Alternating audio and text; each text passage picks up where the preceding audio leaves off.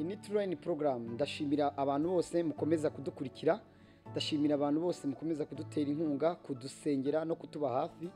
Tubona abatwandikira mesaje, abatwungura ibitekerezo muri komenti. Namwe rero abasigaye mujye mukomeza mutubwire icyo mudutekerezaho, ibyo mukeneye ko twakongera cyangwa se twahindura kuri turayini porogaramu, tuzajya tubikora mu by'ukuri. Turabashimira rero, mukomeze no gukora subscribe, musharinge inyigisho zacu cyangwa se inkuru zacu. Ibyo bintu biradushimisha kandi Imana ijye ikomeza kubaha umugisha. Uyu munsi rero nubwo ndi jyenyine, tugiye kuganira kuki? Tugiye kuganira ku inzira yawe y'umugisha. Ijambo inzira y'umugisha y'umuntu ni igihe umuntu uwo ari we wese amenyeramo umugisha we, kumenya ngo ese igihe nk'iki ngiki cyangwa se n'iryari Imana yemeye ko nkora ibi bintu. Abantu benshi rero bajya bagakererwa mu migisha, bagakererwa ndetse ugasanga inshuro nyinshi babigize n'impamvu. Ibi turabivuga cyane turibanda, reka duse nk'abafata urugero ku nkuru z'umuntu bita Aburahamu. Abantu benshi bajya bakurikirana inkuru za Aburahamu. Aburahamu yaravutse, avuka nk'uko abandi bose bavuka, ariko yaje kugira uburyo yakira umugisha we akuze. Abantu benshi rero bijya bikabatungura kugira ngo bagere mu migisha, cyangwa se umuntu akumva ko imigisha ye igihe kitari iki kugira ngo abe yayisingira. Ariko ubundi mu by'ukuri igihe cy'Imana ni igihe icyo ari cyo cyose umuntu ahagazemo. Iyo wahagaze mu gihe cyawe ubasha kumva ibyo Imana yaguteguriye. Iyo wahagaze mu gihe cyawe ubasha kumenya neza muri iyo myaka cyangwa se muri icyo gihe ni iki Imana ikwifuzaho. Iyo wakererewe rero guhagarara aha hantu cyangwa se kubimenya bya bintu, n'imigisha yawe ishobora guhagarara cyangwa se igatinda. Ni ukuvuga ngo reka dufate urugero kuri Aburahamu. Aburahamu yari umwe mu bantu bumvaga ijwi ry'Imana, kuko yashoboraga kuba yamenya uburyo abanamo n'Imana, kubera ko yari yaravutse mu muryango ukijijwe, mu muryango usenga, mu muryango uzi Imana. Arakura, amaze gukura mu by'ukuri yaganiraga n'Imana. Ariko umunsi umwe nibwo Aburahamu yabashije kumva neza ijwi ry'Imana. Kumva neza ijwi ry'Imana no kumvira Imana ni ibintu bitandukanye cyane. Hari ukumva neza ijwi ry'Imana, ariko kuryumvira no gushyira mu bikorwa ni ibintu bitandukanye. Nta na rimwe rero Imana ijya isezeranya umuntu ikintu ngo yo kukimuha, ariko hari ibyo igusezeranya ikabiguha nta n'umumaro biri bukumarire wowe. Reka mbahe nk'urugero, nk'Aburahamu Imana yamusezeranyije imbyaro nyinshi cyane. Imaze kumusezeranya imbyaro nyinshi cyane, ariko mu by'ukuri yabonye urubyaro rumwe. Izindi mbyaro ntabwo Aburahamu yigeze azibona. Ibyo ni ibitwereka ko byanga byakunda Aburahamu yaza kubyara umwana urenze umwe cyangwa se abana 10 cyangwa 20, nk'uko Imana yaramubwiye ngo urubyaro rwawe ruzangana n'umusenyi wo ku nyanja, byanga byakunda yari kwishima birenzeho kuruta uko yishimye afite umwana umwe. Ariko abenshi nabo ngabo natwe twese tumukomokaho, ntabwo ntekereza ko urugero yishimyeho atari rwo yari kwishimaho. Bivuze ngo iki? Bivuze ngo mu myaka yabyayemo 99, muri ya myaka byanga byakunda yahawe isezerano afite iyihe myaka? Yahawe isezerano afite imyaka ingana gute? Iyo aza guhabwa isezerano rero ari mu myaka nka 15 cyangwa 20, Imana ikamubwira ngo uzabyara aba bana. Byashoboka ko ari kubyara afite 40, agatangira kubyara afite 40, wenda ikazajya kugera mu 100 ari afite nk'abana 100. N'abantu rero niko bimera. Hari umuntu uhabwa amasezerano cyangwa se akaganira n'Imana, akabibona mu marenga, akabona mu marenga yuko hari ibintu runaka Imana yamusezeranyije, cyangwa se hari ibintu runaka Imana irimo iramwumva. Hari inzozi umuntu arota nk'uko umuntu avugana n'Imana, hari mu marenga ibyo ubona runaka, hari ndetse na byinshi ubwirwa wumva mu magambo. Ubwo ni uburyo bwinshi Imana ishobora gukoresha iganira n'umuntu. Iyo rero wabaye umuhanga wo kuba attentive, ukumvira ijwi ry'Imana ako kanya, kandi kuryumvira ukahita ushyira mu bikorwa, ukitonda ukagendana naryo, kubera yuko Imana ikubwiye ikintu, igikurikiraho ni process by process. Imana irakubwiye ngo uziga amashuri, birasaba yuko uhozaho ukiga. Imana irakubwiye ngo uzabyara, birasaba ko ufata umwanzuro ugashaka. Ariko icyo kintu iyo utumvishije iryo jwi neza uratinda, niko gukererwa rero mu migisha. mu migisha rero imana yasezeranyije abantu ngiye kubabwiraho, ngira ngo mu migisha ubundi ni nk'itatu. Turahera ku migisha imana yagiye isezeranya Aburahamu. Hari aho yamubwiye ngo uzaba ubwoko bukomeye cyane, uzaba sekuruza w'amahanga, cyangwa se uzagenda isi yose izakumenya. Mbega ni ukuvuga ngo izina rikomeye ni hahandi umuntu ashobora gukora ibikorwa, cyangwa se umuntu ashobora kumenyekana mu kintu runaka, ugasanga isi irakuzi, cyangwa se ugasanga kuba uzwi nibyo bintu biri kukugaburira. Ugasanga imana yakubwiye ngo uzaba sekuruza w'amahanga. Sekuruza w'amahanga we wabyaye. Kubyara ni ikimenyetso, ni umugisha burya wa mbere abantu batajya bamenya. Imana iba yarasezeranyije umuntu kumenya ngo imana yasezeranyije urubyaro. Urwo rubyaro rero ni umugisha wa mbere ubushyikiriye. No kugenda amahanga, kugenda amahanga, gutangira kuva ku butaka runaka ukajya ku bundi butaka, iyo nayo ni imigisha uko ari itatu. Kuba sekuruza w'amahanga, kugira izina rikomeye, no kugenda amahanga, ni imigisha itatu. Muri iyo migisha itatu rero hari ubwo abantu bajya bibaza ngo kuki muri iyi migisha njye ntarayishyikira. Birashoboka ko hari imyaka runaka agomba gukurikirana ijwi ry'Imana kugira ngo ubashe kugera muri ya migisha.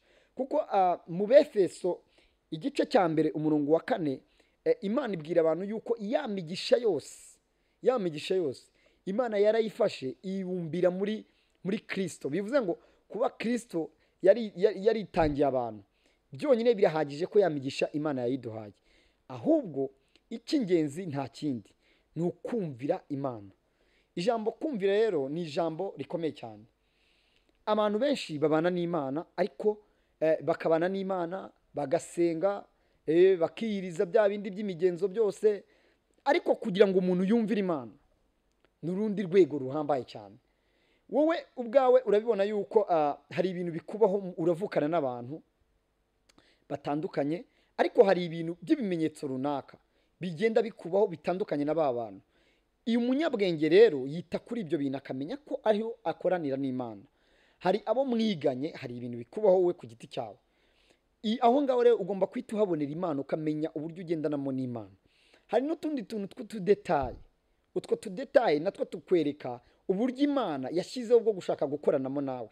Ariko kubera abantu benshi, arabaho ajya gusenga, arabaho n'umuryango we bakavuga Imana, ariko mu by'ukuri ntafate ubwonko ngo arebe gukora kw'Imana kuri we ari byo bisobanuye kwita yumvira Imana. Hari n'abantu rero bumvira Imana ariko ntibashyire mu bikorwa.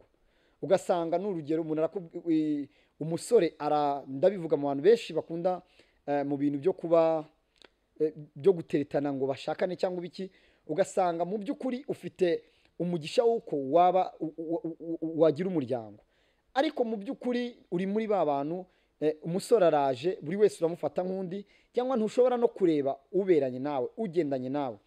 Aho ngaho kiba kibura, wumviye Imana cyangwa se wabonye iby'Imana yakweretse, ariko gufata umwanzuro kikaba ikibazo cyane.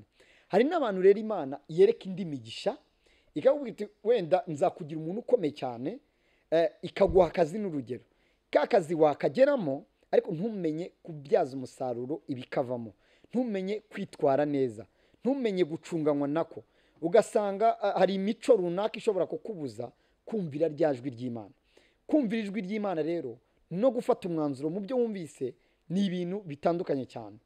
Aburahamu yagiye abana n'Imana nk'uko buri muntu wese ayibana nayo. Kubizi ko papa wawe cyangwa se mama wawe runaka hari ibintu by'ibitangaza Imana yagiye ibakorera, hari ubuzima runaka Imana yagiye ibakuramo, ukabaho ngaho ubizi neza yuko mu gukura kwawe wari urwaye indwara zikomeye cyane, Imana igira gutya iragukiza.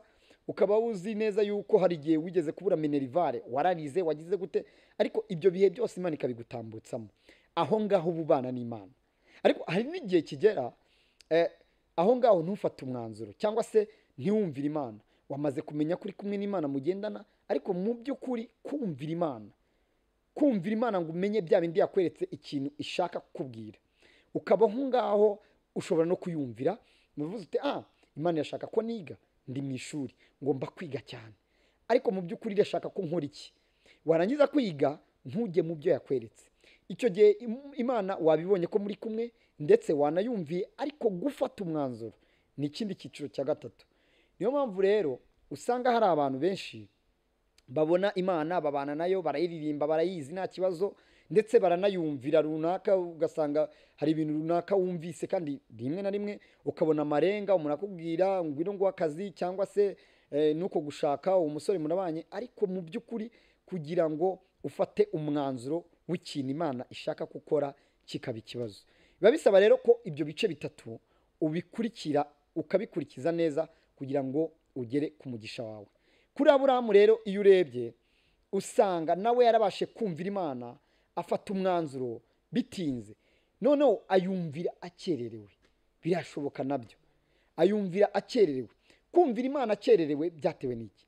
Umuntu yabanye n'imana ariko imana yamubwiye ngo siga so siga nyoko ugenda aho nzakwereka, ukagenda. Icyo gihe umenya ko uri kumwe n'imana, urayumviye, yumviye imana. Ariko umunsi imana yamubwiye ngo uzaba iki, urantangaje, ni umunsi imana yamubwiye ngo genda untambire umwana wawe. Uwo munsi iyo murebye kuri icyo gice biri mu Itangiriro, ukareba noneho Aburahamu akimara gufata umwanzuro uvuga ngo umwana wanjye ngiye kumukata, uzarebe neza amagambo imana ihita ivugamo hasi, inyuma hasi icyo gice imana ihita ivuga ibintu byinshi cyane, ikavuga ngo urantunguye, waranyumviye, none mu by'ukuri ugize n'igikorwa ukora gikomeye cyane. So byari ngombwa rero yuko byanga byakunda isezerano rya Aburahamu koko rikomeza guprosesinga. So kumvira rero ni ibintu bidasanzwe, ariko gufata umwanzuro ni ikindi. Na Kristo imana yaramubwiye ngo noneho dore turabana mu ijuru, manuka hasi ugenda ucungura umuntu. Yesu arumvira, aramanuka, araza. Azanywe n'iki? No gucungura umuntu. Ariko gufata umwanzuro wo kujya ku musaraba cyari ikindi kintu kidasanzwe cyane. Urumva rero hari ukumenya kubana n'imana, hari ukumenya kumvira imana, ariko hari no kumenya gufata umwanzuro. Bibaho no mu bantu benshi cyane, ukumva ko ukabimenya ko imana iri kumwe nawe, ukanabimenya ko wumviye imana ukabimenya neza, ariko gufata umwanzuro ukerekeza ku kintu imana yakubwiye ngo ugikore kikaba ikibazo gikomeye cyane. So rero kuri True Line nta kindi kintu twabifuriza wowe ukurikira True Line program. Hari ibintu wavuganye n'imana cyane mu buzima bwawe, mu busore bwawe, uri umupapa se, uri umumama, mu gusaza kwawe hari ibintu wavuganye n'imana. Ariko ikintu cy'ingenzi ugomba kumenya, banza umenye ko wumviye imana, nurangiza ushyire mu bikorwa. Kandi gushyira mu bikorwa buri gihe iteka biragora, kuko umuntu wese nkuko nabibabwiye abana n'imana.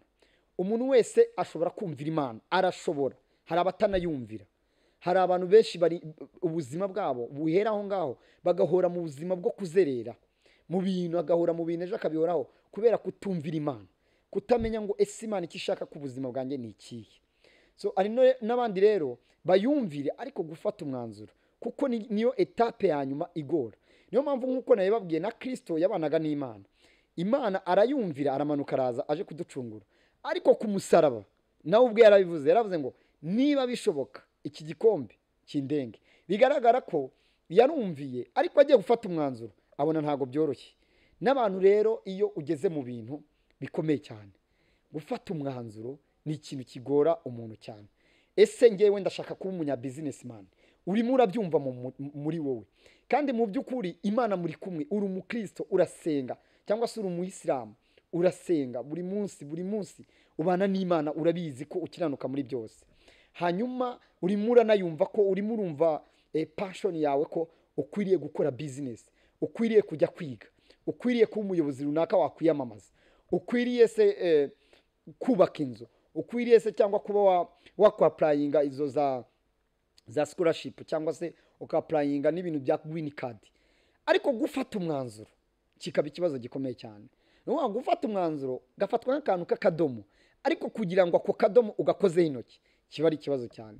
Niyo mpamvu rero umuntu wese ukurikira True Line program, witondere icyo wavuganye n'imana, witondere icyo wabanyemo n'imana, ariko nugera mu gufata umwanzuro kuki imana wumvise yakubwiye, witonde.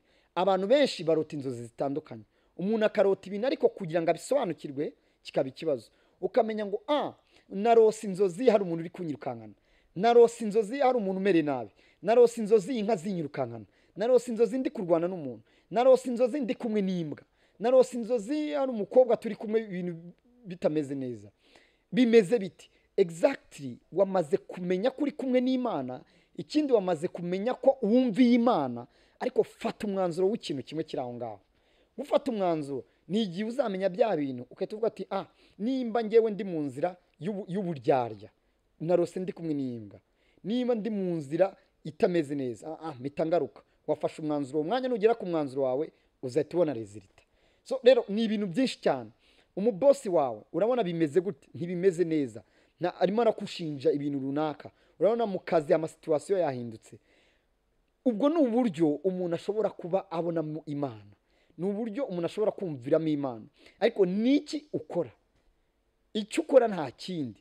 Niyo utumvishije Imana cyangwa se ngo ubashe gufata umwanzuro, urasenga Imana ntibura inzira n'imwe igufasha mu bya bintu.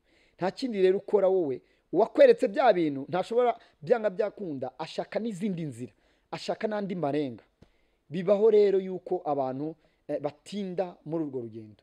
Kumenya igihe cyawe ni ibintu by'ingenzi, ariko kumenya igihe cyawe n'umugisha wawe igihe ubera biba ingenzi kurushaho. Niyo mpamvu mbwira umuntu wese ukurikiye True Line Program, wowe ukurikiye True Line Program, mu gitondo ubyutse, saa sita uri mu kazi kawe, nijoro uryamye, ba maso mu bintu bitatu byonyine. Umenye ko wumvishije Imana, wabanye n'Imana, kandi wafashe n'umwanzuro ku by'Imana mwavuganye. Icyo gihe nta kikubuza kugera mu migisha yawe.